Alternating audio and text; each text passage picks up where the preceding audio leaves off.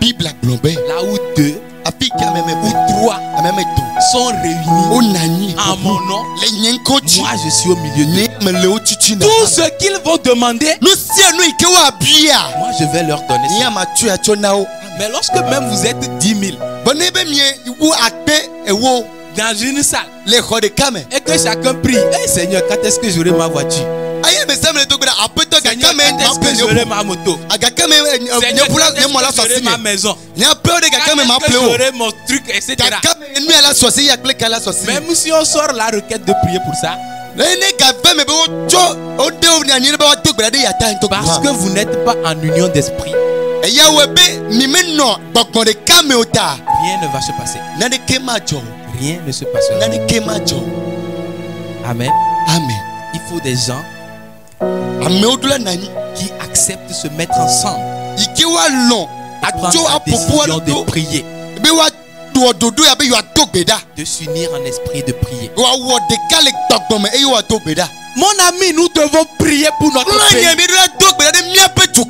Vous savez, lorsque vous êtes au Togo, lorsque vous êtes dans ce pays, pour ceux qui prient vraiment, vous allez sentir qu'il y a une lourdeur spirituelle sur ce pays. Pour ceux qui sont des gens qui prient et qui sont sortis de la frontière du Togo, vous allez sentir comme le ciel est dégagé. Le ciel est dégagé. Le transfert entre les anges et les hommes est facile. Les anges vont et descendent. Et dans ces pays-là, vous allez voir que les choses ne sont pas les mêmes. Alléluia. Amen. Tu dois prier. Même si Dieu te bénit, tu as toutes tes maisons, au moins 10. Je ne sais pas combien tu veux. Il t'a béni avec toutes les voitures. Et que tu dors parmi tes habits, c'est que ça remplit ta chambre. Les habits, ça remplit ta chambre. Tu dors dedans. C'est-à-dire, le matériel te saoule comme de la bière. Et qu'une décision seulement du gouvernement. À partir d'aujourd'hui, personne ne doit avoir plus de demi-pièce ou bien demi-quart de l'eau. La décision sort que à partir d'aujourd'hui là, personne ne doit avoir plus de quart de l'eau, même pour construire.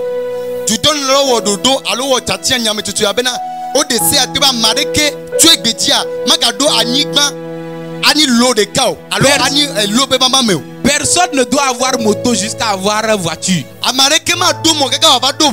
C'est vélo, tout le monde va prendre Abraham. Si on sort une décision pareille, quels que soient tes millions, le gouvernement s'en fout. Parce que tu as prié pour toi. Et tu te disais que pour moi c'est déjà bon. Vous savez, Mardoché a dit quelque chose à Esther.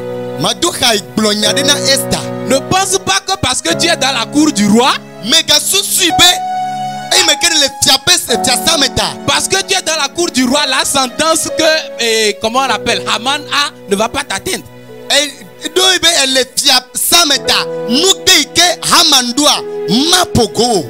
Quand Mardoché lui a dit ça, ils ont proclamé jeûne. Ils ont prié. Et la situation a changé. Quel que soit le confort dans lequel tu te trouves aujourd'hui, mon frère, ça te concerne. Le pays te concerne. Prie pour ton pays. Prie pour ton pays. Prie pour les dirigeants. La Bible dit dans 1 Timothée, je ne sais pas si vous avez une fois lu ça. 1 Timothée chapitre 2. Il dit, j'exhorte donc avant toute chose à faire des prières, des supplications, des requêtes, des actions de grâce pour tous les rois, pour les rois et pour ceux qui sont élevés en dignité. Pourquoi? Afin que nous menions une vie tranquille et paisible. Mon frère, pour que tu vives paisiblement, il faut prier pour ceux qui prennent les directions, les décisions. Pour que tu puisses vivre tranquillement, il faut prier pour ceux qui ont un pouvoir de décision dans ce pays.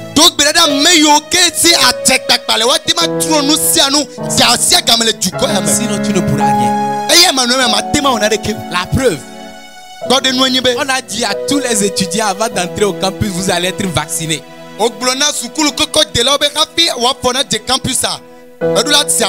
Tu veux oh?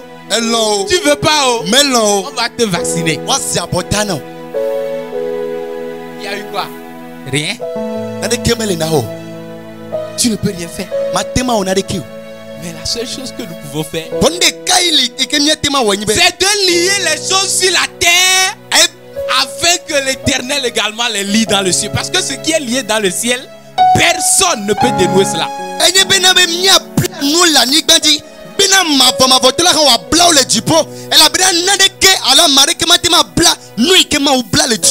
Alléluia. Amen. Est-ce que quelqu'un comprend de quoi? Est-ce que quelqu'un comprend de quoi nous parlons?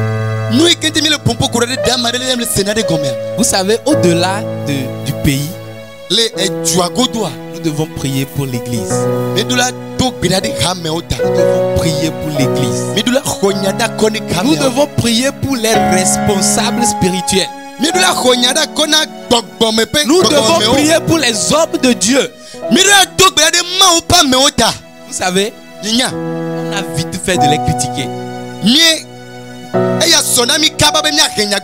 suffit qu'un homme de Dieu fasse une petite erreur,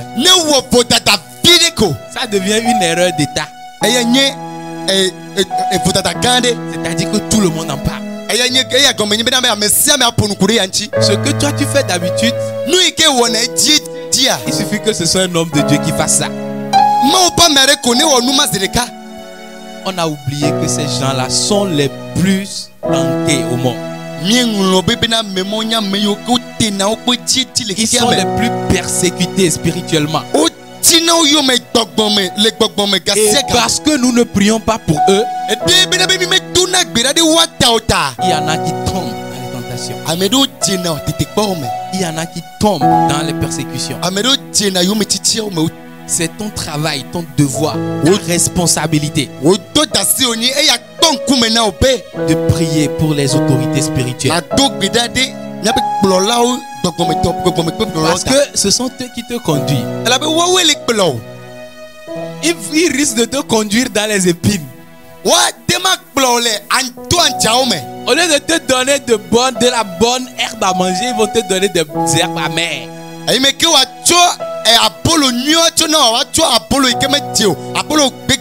Au lieu de te donner le message qui va te permettre d'être édifié dans la foi,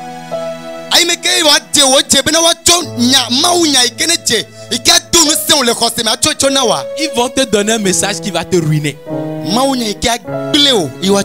Videz vos poches, ils vont vous secouer, ils vont vous tenir comme ça, secouer pour que tout ce qu'il y a tombe.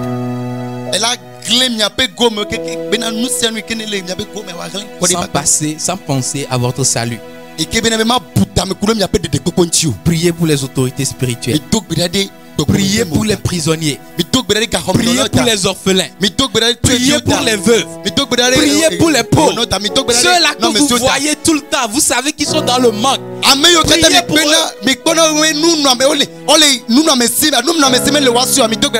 Et si vous en avez, donnez-leur. Priez pour vos familles. J'ai l'habitude de dire, si un jour on se retrouve au ciel et tu es en train de crier, ah oh, je suis au ciel, tu loues le Seigneur. Et en ce même moment, les membres de ta famille, ceux-là qui te sont proches, se retrouvent en enfer. Je t'assure, même le paradis sera malheureux pour toi.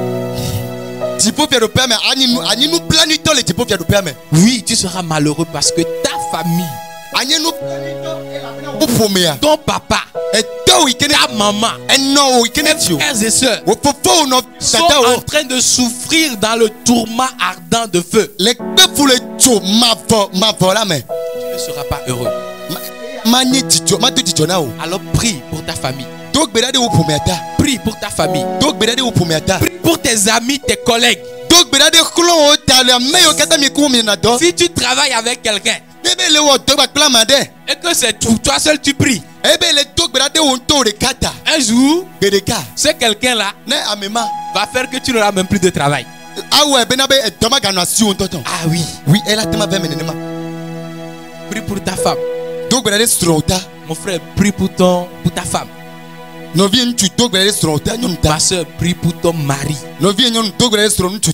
Arrête d'aller te plaindre en famille. Dieu t'a donné la solution. Il faut lier les choses sur la terre. Il faut prier pour lui. C'est l'Éternel qui change les cœurs. Il dit même le cœur des rois est entre mes mains. Et je les tourne selon mon bon désir. Le cœur de ton mari est entre les mains de Dieu. Arrête même de discuter avec lui. Arrête de t'énerver, te mettre en colère, te disputer. Va devant celui-là qui a son cœur entre les mains. Tu n'arrives plus à comprendre ton enfant. Et tout le temps tu ne fais que crier. Tu le frappes, ça ne fait rien. Tu le punis, ça ne lui dit rien. Tu promènes son affaire partout, en famille, ça ne change pas. Mon ami, ça ne va pas changer tant que tu n'as pas fléchi les genoux. Comme je l'ai dit au départ, Dieu ne fait rien sur cette terre sans que quelqu'un n'ait prié. Prie pour ton enfant. Il va arrêter la drogue. Prie pour ton enfant. Il va aimer les études. Prie pour ton enfant. Il fera ce que le Seigneur l'a donné de faire sur cette terre. Alléluia. Amen. Prie pour tes parents. Prie pour tes parents. Demande au Seigneur de leur donner la sagesse. Prie. Et s'il y en a qui ne sont pas encore sauvés, ils seront sauvés par la grâce de Dieu. Alléluia. Amen. Est-ce que nous pouvons acclamer très fort le Seigneur? Amen. Amen. Je voudrais que nous puissions entrer en prière.